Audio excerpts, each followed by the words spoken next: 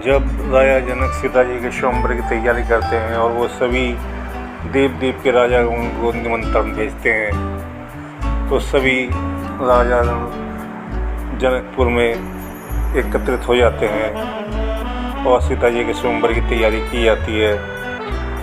रावण भी अचानक से वहाँ पर आ जाता है और जनक से प्रश्न करता है कि हे जनक, तुमने सभी देव के राजाओं को जो है आमंत्रित किया है, पर मेरे को निमंत्रण नहीं भेजा, ऐसा क्यों?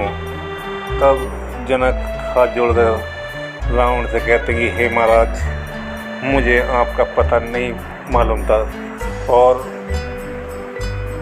बीच में इतना बड़ा समुद्र पड़ता है, उसे कैसे पार करके कोई जाता। तब रावण जनक से कहता है कि अगर तुम एक चिट्ठी, पत्र, कुछ भी लिखकर समुद्र में डाल देते तो समुद्र उसे मेरे पास भेज देता। तो राजा जनक कहते हैं क्या वह समुद्र के पानी में गल नहीं जाता? तब रावण कहता है कि नहीं, वह गलता नहीं, क्योंकि समुद्र मेरा भय मानता है, वह इसे सुरक्षित मेरे पास पहुंचा देता। तब रावण तुरंत शिव धनुष के पास जाता है उसे तोड़ने के लिए, पर क्या देखता है कि शिव धनुष के एक सिरे पर, दाहिने सिरे पर ब्रह्म अक्षरों में 3 बात लिखी हुई थी। तो वे 3 बातें क्या थी?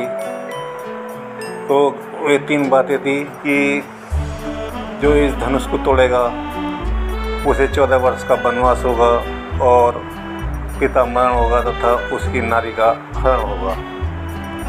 तो रावण ने सोचा कि भाई ये तीनों बातें तो मेरे मस्तक पर है नहीं, तो मैं इसे तोड़ के क्या करूँगा, मैं तो इसे तोड़ नहीं सकता।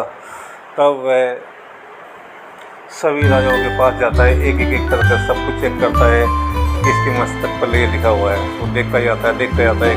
तब वह भगवान श्री राम के पास पहुंचता है और देखता है तो ये तीनों बातें भगवान श्री राम के मस्तक पर लिखी हुई थी। तब रावण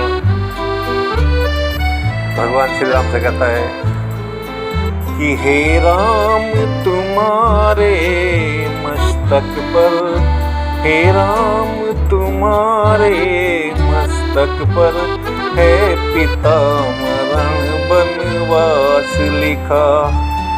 हे राम, तुम्हारे मस्तक पर है पिता मरण वनवास लिखा। तब भगवान श्री राम कहते हैं कि महाराज, अगर मेरे मस्तक पे ये लिखा है तो और क्या क्या लिखा है?